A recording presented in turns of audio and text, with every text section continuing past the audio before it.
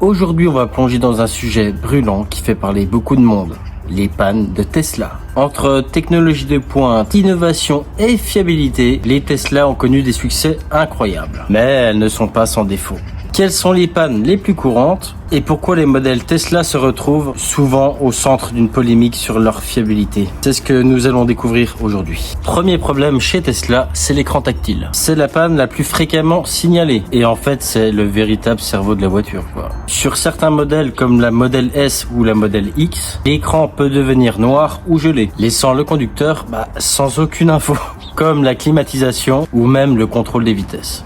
Le problème vient souvent d'une mémoire flash trop sollicitée. C'est un composant qui finit par s'user plus vite que prévu. Mais Tesla a reconnu ce problème, notamment sur les modèles produits avant 2018. Et elle a lancé une campagne de rappel pour régler ce souci magnifique. Le deuxième problème, c'est la qualité de construction des matériaux. Bien que Tesla soit une marque de luxe de base, de nombreux clients ont rapporté des problèmes de finition, des garnitures mal ajustées, des espaces inégaux entre les panneaux, ou même des peintures mal appliquées. Vous allez me dire, ces défauts peuvent sembler mineurs, oui, mais pour une voiture à ce prix-là, ça crée une certaine frustration. Bon, Tesla a amélioré tout ça au fil des années, mais les premiers modèles ont laissé un goût amer à certains clients.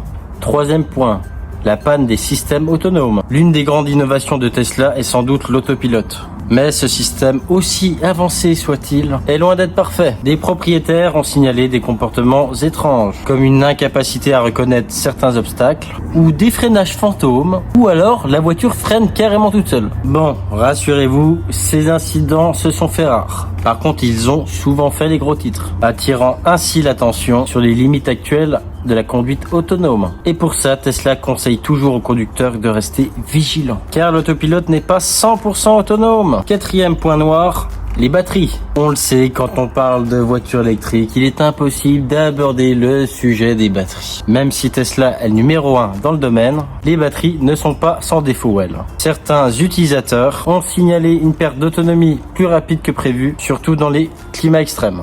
Bien que Tesla offre une garantie de 8 ans sur ses batteries, les utilisateurs s'inquiètent de la dégradation à long terme, en particulier pour ceux qui ont besoin d'une autonomie maximale. Cinquième point noir, les poignées de porte rétractables. Bien que leur design soit élégant, ces poignées ont créé de nombreux soucis pour les propriétaires. Sur les Tesla Model S, il est courant que les poignées refusent de sortir lorsque vous vous approchez de la voiture. C'est un peu ballot, quoi. Ce problème est généralement dû à des défaillances mécaniques du moteur qui actionne la poignée ou des capteurs qui détectent la présence. Et dans certains cas, les poignées restent bloquées, obligeant les propriétaires à rentrer par une autre porte. En conclusion, il n'y a pas tant de points noirs que ça quand même. Les Tesla ne sont pas parfaites, mais ça c'est comme toutes les voitures. Et pareil, je ne parle pas de l'autonomie. Entre l'autonomie annoncée et l'autonomie réelle, il y a un monde, mais ça, c'est pour tout le monde. Comme toutes les voitures, elles ont leurs défauts. Mais elles restent parmi les plus innovantes du marché, même si ça fait pas de bruit. Bon, il est important de peser les avantages et les inconvénients avant d'acheter ce type de véhicule. Du genre, j'ai vu passer un témoignage il y a pas longtemps. Le gars, pour le fil électrique qui branche à sa Tesla pour la recharger, 800 €. Il était foutu, 800 balles ça a coûté. Ça pique.